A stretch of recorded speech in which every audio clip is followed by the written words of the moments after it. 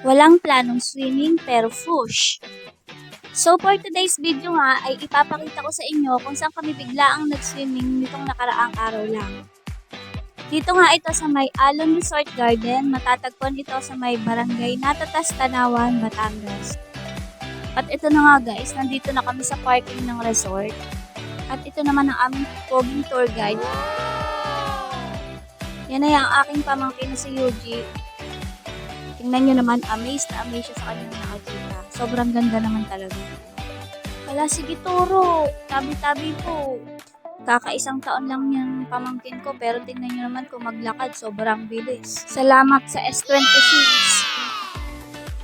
At ito naman yung isa sa mga pool nila dito. Ito naman yung pangalawa. Tingnan nyo naman guys, sobrang ganda. Ito nga pala yung private pool nila. Tamang-tama ito guys kung may mga events kayo like weddings or mga birthdays. Dito nyo gaganapin, tingnan nyo naman. Sulit, sobrang ganda. At ito na nga, hindi na natin patatagalin dahil ang ating bulilit ay ready to swim na. Ayan na po ang ating pagsusumingan. Oh my God! Wow! So ano masasabi niyo guys? Diba ang ganda?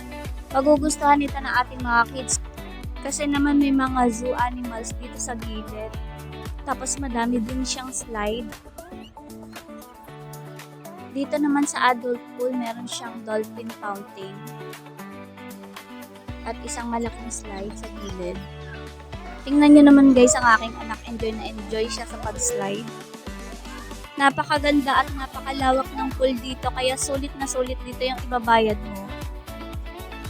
At dahil pagod na, kain na!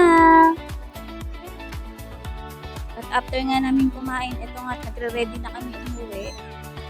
So that's it for today. See you on my next video.